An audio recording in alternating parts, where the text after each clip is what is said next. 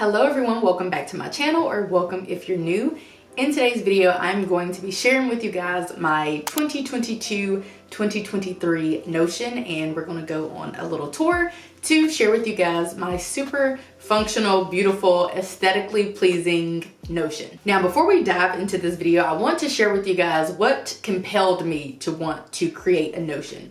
As many of you know, if you are not new here, I am a creature of habit. I'm very much an if it ain't broke, don't fix it type of person. I don't like change unless on the other side, someone can ensure that on the other side of the change, there's going to be positivity, light, and hope and reform. Otherwise, I'm not really into change. However, I know Notion's been out for some years and I've still never really too much cared to try out the process just because of my own personal reasons. But the more that I learned about it, or when I took time to learn about it, which really came about because I watch a number of like planning types of videos and all of that, and a lot of people are using Notion, so I've gotten more and more exposed to it. And so because of that, and because of the more that I thought about it, I realized that technically what I have set up right now, the system that I didn't think was broke, was a system that was kind of disheveled, in that currently, or before I started using Notion last month in October, I had a lot of different digital platforms where I housed a lot of information. So you'll see, while my Notion is chef's kiss, and while the original template before I started tweaking it was set up to use for daily planning and weekly planning and stuff like that, I don't use my Notion for that reason. I mainly use my Notion for long-term planning and for data keeping and record keeping. So like I mentioned before, we had a system that we use for our monthly budget, a system or a website or an app that we use for our monthly budget, one that we use for business finances, one that we use for events, one that we use for our tasks. So we had a lot of different systems in place, or I had a lot of different systems in place. And so it kind of made sense to me to streamline them all into one digital platform. So you have to realize that Notion is essentially Microsoft Excel on steroids. And so once you can wrap your brain around that, I know some of you have been long waiting for this tour. By long waiting, I mean not that long, because I just started talking about Notion and just got the Notion like a month ago. But a lot of you guys have been sharing that you're interested in seeing this tour because you want to learn more about Notion because it doesn't make sense for you. But once you start thinking about it as Microsoft Excel 8.0, then it'll make a lot of sense. So we're about to dive into the Notion, and I just want to preface this by saying one thing. Think of my whole Notion as Microsoft Excel, and then think of the different pages within my Notion as different tabs in Microsoft Excel. Therefore, it'll make a lot of sense to you. So just like if you were to create a new Excel sheet, you would have to, import, you might want to import different tables and rows and columns and pictures and graphs and things like that. Well, you can do the same thing in Notion, but really a Notion is made up of different databases. But just don't even think about the term database. It'll all make sense. So we're going to do a thorough tour because I don't plan to be back to do another tour because I can't imagine my Notion is going to change a whole lot. We'll talk more about Notion and how you can use it, and I'll share tips and tricks that I've learned when we move through it. But do keep in mind that I purchased this Notion. So when you sign up for Notion, which is free, by the way, you have a few options. You can use some of the templates that Notion has available within Notion. You can go on a scavenger hunt to try to find some free templates. You could build out your own Notion in your own templates, or you can purchase a template, and that is what I did. So this template is going to look vastly different from the template that I purchased. Well, not vastly different. It's just going to look relatively different because I have tweaked it a whole lot to fit my needs. I've deleted pages. I've just made it the perfect tool for me that I can always reference for that long-term planning. Again, we'll talk more about that, but do keep that in mind. So without further ado, let's go ahead and hop into this Notion tour. Okay, so what you are currently looking at is the home page of my Notion. Again, I bought this whole template, but I have much tweaked it, and we'll talk about it. So let's just move this out the way, but for all intents and purposes, this is, where settings are. You can dictate members. It's just me using my Notion. This is kind of everything within my life planner. This planner when I bought it. It was called a life planner. I'll have a link down below if I haven't shared that already. Got it off of Etsy because we wouldn't be here today if I had to build out my own Notion or piece together some other type of Notion. But we are going to just close the sidebar so that we can look at a full view. So up at the top, you can add an icon, add a cover. In fact, I think the planner actually, I'm gonna call it a planner even though it's a Notion. It actually did come with a cover, but I don't think I liked it, so I deleted it. Up here, we have basically like quick access tools, but I don't use those. These are also quick access tools. You know, you can just links where you can quickly access other parts of the Notion or of the planner. I do not use any of these, so really I need to delete them, but I just leave them on there because they're not hurting anybody. They take up little to no space. So this is the first thing that I integrated into my Notion. It is a widget. And so with this planner, it was a bunch of resources linked, and I deleted the resources from most of the pages. The resources were available at the bottom of each page, but that was kind of taking up my time and energy. So I went ahead and I deleted all of them, except they're on one page. So we'll talk about them when we get there. But I think the website is called Widget Box or something. Anywho, I went and I created this little widget. It's a time widget. I don't really need it, but it's just cute. And it's like the one thing that I feel like, the one little personal touch that I added to my Notion. So I like having it here, and I have it on a number of different pages as well. So whenever you purchase this template, then it'll have different words and different titles and things like that. But if you just double click, you can come in here and you can tweak it. So essentially, like if I wanted this to be, let's say a P, I could just put a P there and you can tweak this whole situation. So I think I tweaked mine to say monthly calendar. So that's another little tweak that I made. Now what you're looking at here is super cool. This is my Google Calendar. Now I am of the impression that, by the way, Notion will save in the background automatically, as you can see. But I am of the impression that it's only just now that folks are able to link their Google calendars. And so I was on YouTube and I found this video about it, and I followed the steps, and I went to the website, which I think is called Notion Automations. I'll have it linked down below. But I went through the steps on that website to integrate my Google Calendar. This looks very different from my Google Calendar because I actually have, it's the exact same events, but it's in a, let's say a toned down type of way. I don't need it to have, for right here, for the tour that we did, it would have the address in the details section, but I have that hidden in my Notion because I don't need all that. I just need a quick glance of what is happening. As you can see, today is election day. I am off of work. I need to go vote after this, but we're going to get this done. And anyway, so this is my Google Calendar, and I am paying $5 per month for the Notion automations. I am assuming that one day I won't have to pay that, and I'm assuming that if I even do enough research, there's probably a free way to do this, but I just paid for it because I just didn't feel like searching high and low for that feature and whatever. Anyway, it is a little process to integrate your Google Calendar, but it's nothing too difficult. But what I'm saying is I don't think Notion actually allows you to do it. You have to use an outside source or application. But this is my Google Calendar, and I like looking at it at a quick glance, and you'll see more of that momentarily. Now over here, oh, first of all, I brought in a little quote, and that's cute. And also I have my master to-do list. So I always have a master to-do list. And actually, I just got my car detailed. As you can see, I just got my car detailed by Tyrone just now for the very first time. So we're going to go ahead and just move that up here. Now, I'm just leaving this here for you guys to see, but otherwise I would actually delete everything that I get accomplished. So I would literally just delete the whole item. However, I'm just leaving them here and I wanted to leave some of them here and some of them checked off so that you could see them. But I don't need to see what all I have accomplished. I need to see and know and keep track of what all I have to do. So anytime, we're home, I'm at home with my husband, I'm at work or whatever, and I think of something that really needs to get done around the house or, you know, something like that, I'll just add it to this master to-do list.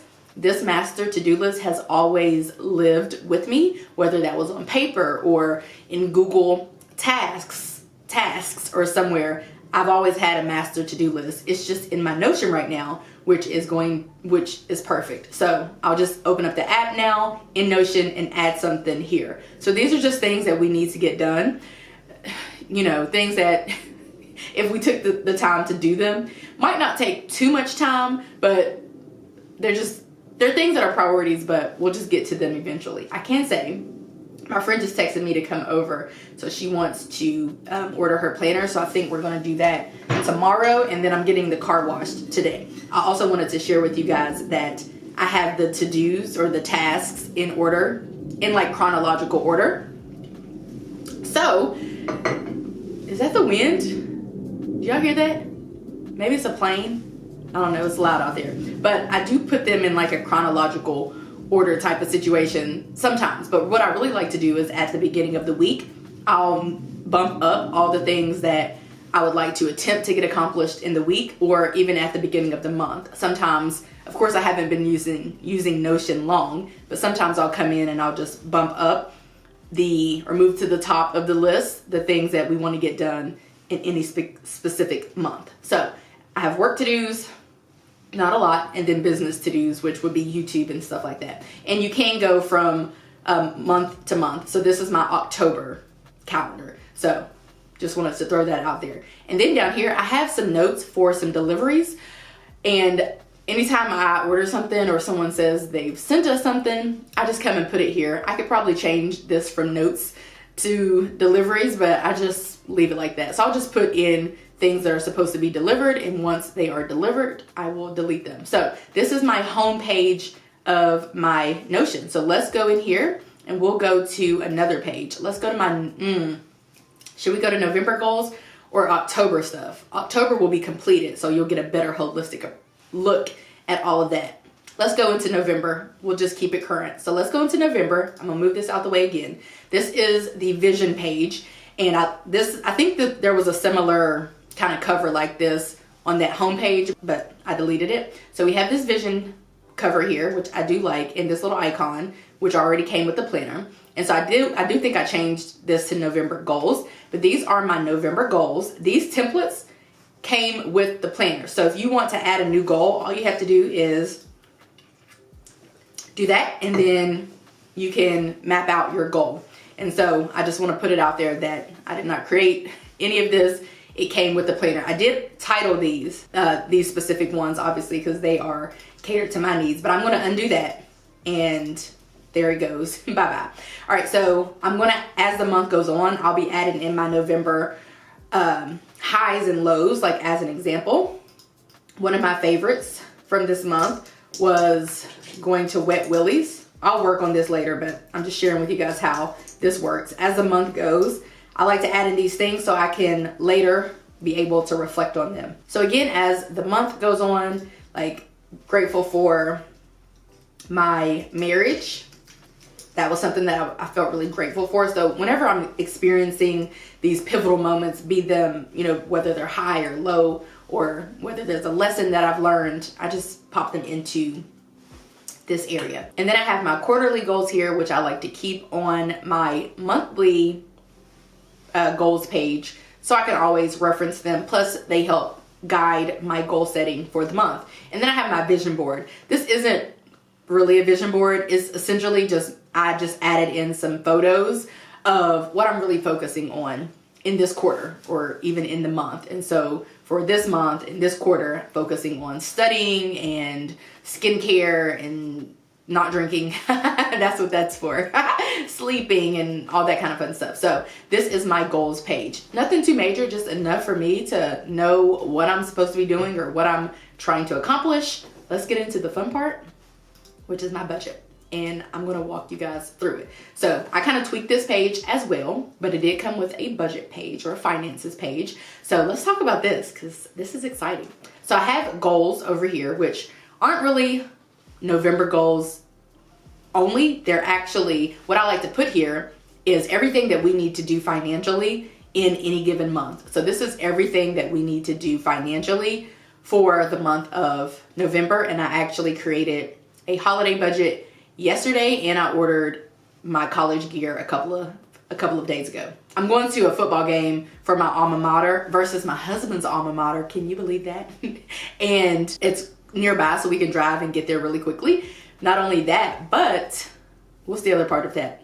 Oh, the other part is I haven't been to a college football game, especially for my college, in years, probably like a decade, probably longer than that. So that's very interesting. But anyway, you know, that's that. I do keep those here. I don't delete these to-dos or goals or tasks because I want to in the future, like I've always done in any system, be able to look back on these, like next November, look back at this November to see what we were trying to accomplish or do, just to kind of keep everything, you know, make sure we're on top of our finances. Now let's talk about this Google Calendar situation some more. So I also added that same template, that same Google calendar view to this budget sheet as well.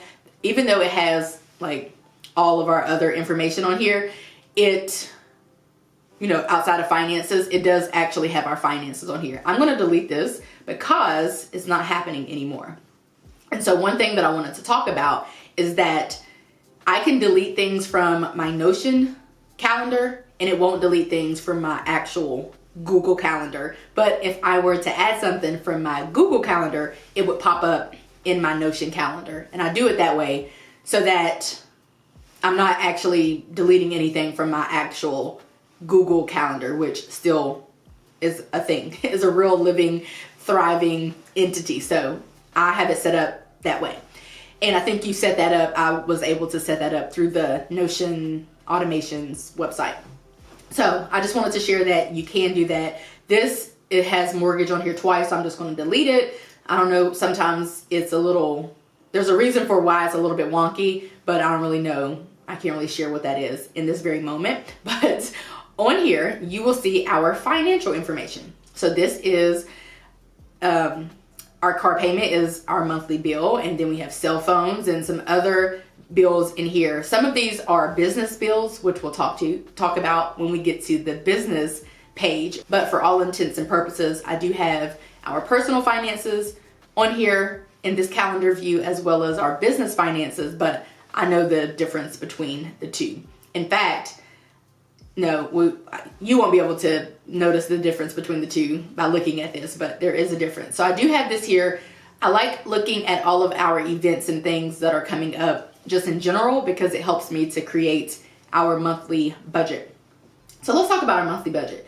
This came with the planner, and I just went ahead and entered in all of our finances. When the bills are due, I have them in chronological order, and then these are all of our sinking funds. I already did a November budget with me if you want to check out more info. But as you can see, expenses this month, monthly budget. So I didn't enter in my car payment, so let's do that together. But before we do that, let's keep it moving at looking at what's happening with our budget.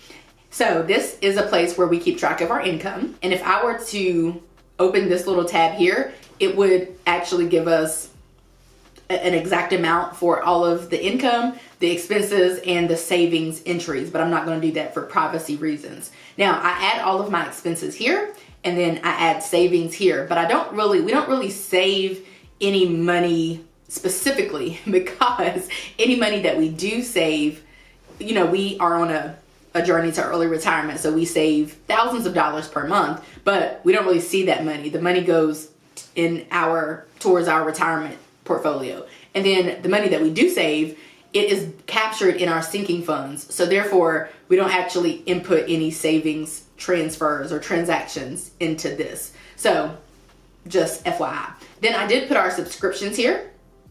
That's self-explanatory. I did cancel Hulu. We had a free trial, so I'm going to delete that altogether. Yeah, we'll delete that altogether. But let's talk about entering transactions and how that works. So I'm going to share with you, I'm going to open the expenses as a full page so that we can really get down and dirty. And we're going to go to the table view. So these are all of our transactions that have taken place thus far this year. And so I'm gonna add in something while we're here. So I didn't add in the car payment, so let's do that. The car payment came out yesterday. So we're gonna come here, we're gonna add in car payment, and then for whatever reason, I like just opening up this, I like doing this so that, I don't know, for whatever reason, this works better for my brain than dealing with the rest of it. So we're just gonna put in the date, which was yesterday. The amount was $314.34. I'm gonna link it to the car payment category. And so when I link this, we're gonna go back to the actual budget and you'll see that it'll mark the car payment as paid. Well, it'll show that we actually are on budget for the car payment. You'll see what I'm talking about momentarily. So we're gonna link it and then I'm gonna submit it. And that's just a part of my process. So now we're gonna go back to my November budget and you'll see here that it says the car payment monthly budget was $314.34. The expenses was $314.34 and the progress is on budget, and it'll also show under budget or over budget and all of that. So I am going to mark it as paid, which technically, oh, we paid this one too. So we've paid these two bills so far this month because we did not actually contribute additional money to retirement for November because the holidays, and sometimes we just skip making that extra payment. All of the transactions are here. You can also change your views. This is another view, but once I submit the transaction, then it disappears from here. Let me show you. So I just paid for car detailing and I'm going to track that. It was $125 with a tip. I don't know if you leave tips or not. I'm going to take it from the shopping category and then I'm not going to submit it. So if I don't submit it, it stays here. But if I submit it, it goes away. So I'm going to go ahead and just submit it. I don't really know what that feature is specifically. But as you can see, this is our monthly budget and this is how much we have spent so far. And I think I need to log one other expense while we're here. And as you can see, we've spent about $500 from shopping already. And if we keep doing about $500 per week, which a decent amount goes to groceries and stuff per week. But if we do about $500 per week, we will be perfectly on budget. And so that's just how we like to keep track of that. So I do have another expense to track. Again, I just like this view. Whenever I'm tracking expenses, normally I sit down at the end of the day and track them. And so I think the only other one is Amazon. And I'm going to open this up. And how much was Amazon? Wait, I thought I remembered.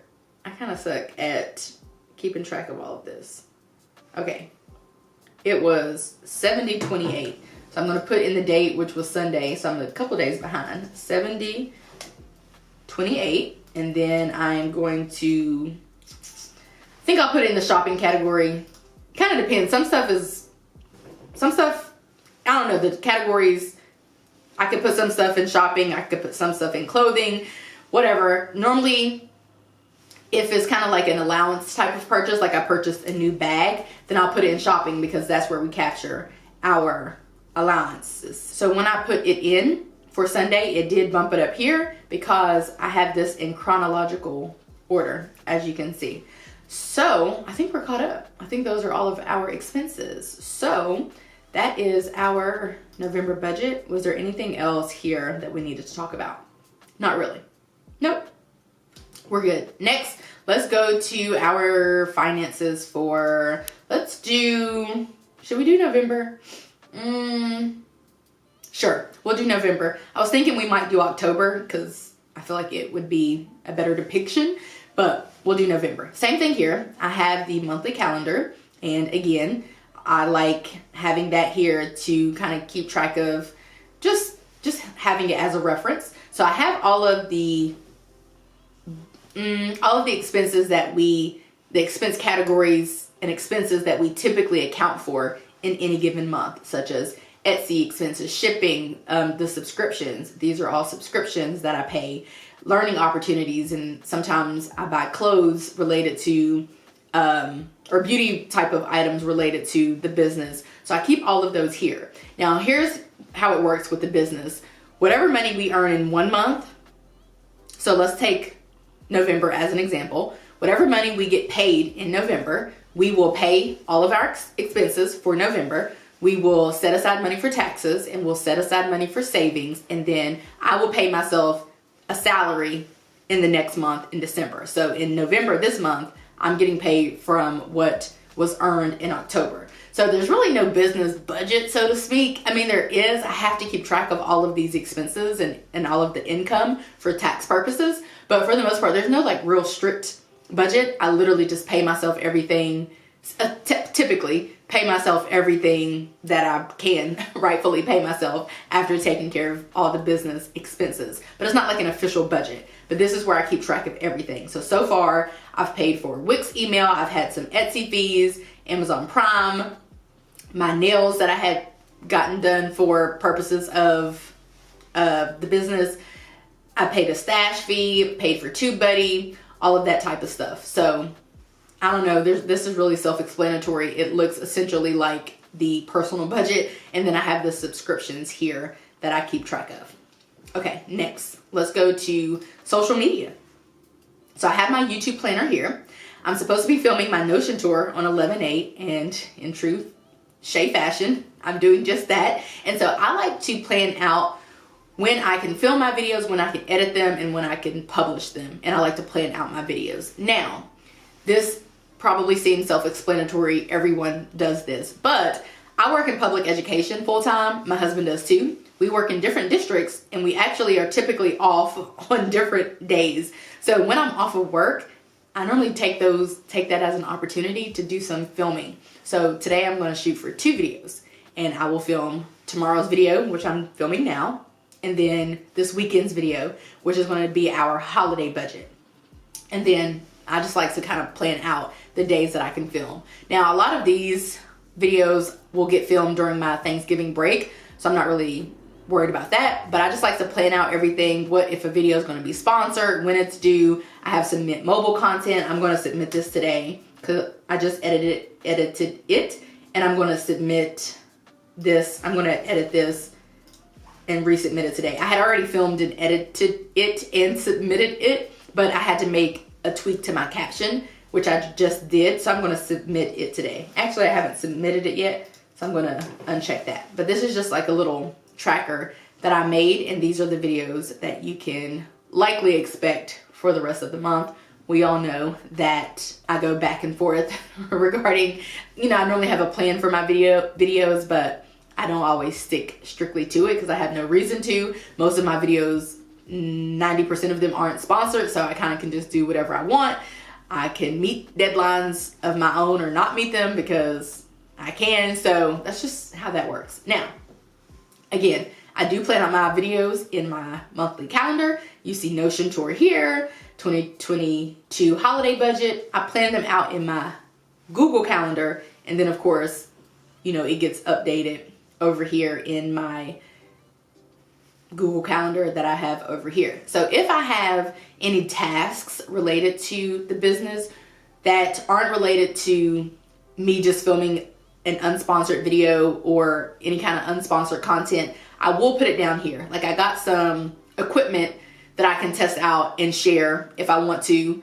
So I think I may, and I'll probably try to, naturally integrate that content into my already content, just because it's like free product, but it's not sponsored. So I really don't have any guidelines, or like I can show it if I want or not show it. I'm not under contract, if that makes sense. So sometimes when we as content creators get sent products, we don't have to show them if we don't want to. It's just PR. So, but because I actually use the product, I do want to share them. Anyway, that's that on that. Okay, next, let's go to the next section, which we have my projects. And if I'm being honest, I don't really have any projects. So this is part of the planner. I haven't deleted it because I feel like maybe one day I will have a project, but I don't live a life. We don't live lives where we have these big projects. There are things that we need to do, like touch up the paint in our house, but there are no steps involved in it. There's no due date. The only projects, if you will, that I have are actually related to YouTube, and that's hardly a project. Filming a YouTube video like I'm doing today, editing it today and publishing it tomorrow. I mean, I think it hardly counts as a project. So we don't really have any projects. Next up, we have fitness. I have my monthly fitness goals here, and I could schedule out like a workout routine or a workout log and check my progress and all that. But honestly, I'm kind of at a place where, you know, I'm pretty good with this kind of stuff. So I don't really need to like have a full on blown calendar and all of that for it. Here are my routines. I have a morning routine, an evening one, and a weekend one. And then I just like to have it up here for reference. And then I have my habits. So these are the habits that I typically track. Now, I could track my habits in here, but honestly, habit tracking is a thing that I think is made for my personal planner. And so I track my habits in my planner. So I don't need to use that. There's a notebook section. I'm not going to go through some of these because you can see these if you go look at the template. But is that it? I think that's it. All of these are things that I don't really need, like a job tracker, although I am always on the hunt for a job, but I'm not like in the throes of job tracking or job hunting. So I leave it in here, but I don't really use it. So the next thing, the only other thing that I use is actually, I don't even use the travel thing, you know, because I just don't really travel that much, but I don't really go anywhere. The next one is the books and blogs. So this is cool. I don't really read blogs, of course, but I have been reading. I'm currently reading Marriage Be Hard. This is on my TBR, although I have some other books that I've already purchased. But I heard somebody talking about The Body Keeps the Score, and I just wrote it in here. So I haven't purchased it. I probably won't purchase it because I already have like 3 or 4 books that I am going to read after Marriage Be Hard. But eventually I may read it. But yeah, I am on, I don't know, like page 92 of Marriage Be Hard. I started it October the 21st. So as you can see, reading isn't really a priority for me. And this is everything from October. Whenever it was time to do November, I just duplicated it and brought it up here. Eventually I'll archive it so it's not here, but as of right now, I just have it here. It's not that big of a deal. So, especially because once I collab this, you know, it's not like it's clogging up my Notion. So let's go to my homepage. That is my Notion tour, 30 minutes worth of footage that was hopefully helpful to you. It definitely was a feat getting through this tour, but I had to get out the tour because I've been wanting to share this and people have been asking. So I think I covered everything that I could possibly cover. The only thing that I didn't really mention that I'll mention now is that I think I mentioned this, but I forgot. But the Notion did come with a bunch of different templates and things like that, but I did not, there were some that I was never going to use, never going to apply to my life. I know you should never say never, but some of them I just didn't need, so I deleted them. But the thing is, I purchased this planner, so if I ever want to go re-download any element that I've deleted, I can do so. So anyway, that is it for my Notion tour. I hope that you guys found this video to be helpful. If you did, give it a like. If you are liking what you are seeing, subscribe as we are on our road to 100K. And I will catch you guys right back here in a few days in a brand new video. Bye guys.